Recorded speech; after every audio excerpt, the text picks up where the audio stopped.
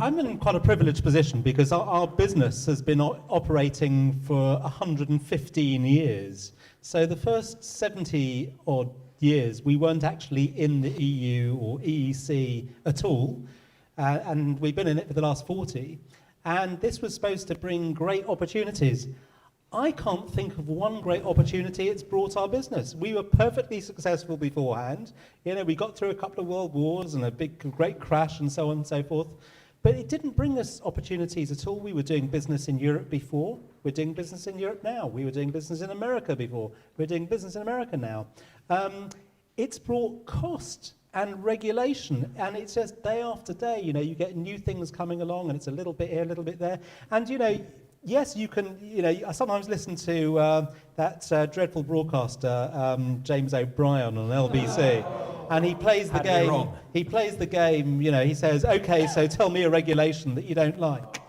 And it's not, there isn't one giant regulation that everybody can say, this is ridiculous. It's the build-up of these petty little things. They really harm businesses. I'll give you a very simple example. You know, a couple of months ago, just by our front shutter, our roller shutter broke. We've been here in this building for 12 years. It breaks every 18 months or so.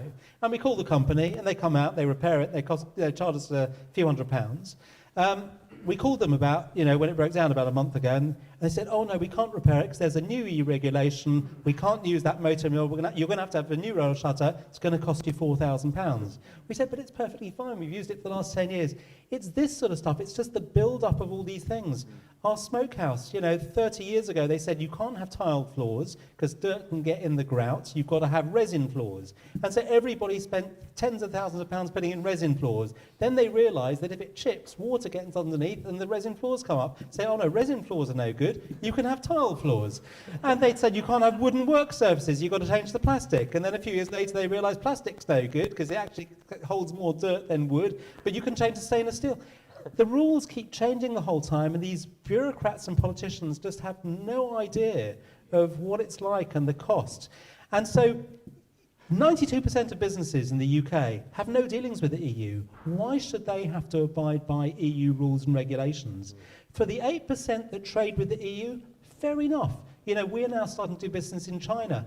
I don't mind abiding by Chinese rules to get my product there. I'm delighted because I've got the business in China. So if we've got to do a few extra things, brilliant, we've won the business. That's great news. But why should everybody else in Britain have to abide by Chinese rules when they have no interest in doing business there? So the single market is a real problem. It's not an opportunity. It's great for multinational businesses that sell all over the world, but the driver of our economy is small businesses. That's where 99% of people are employed.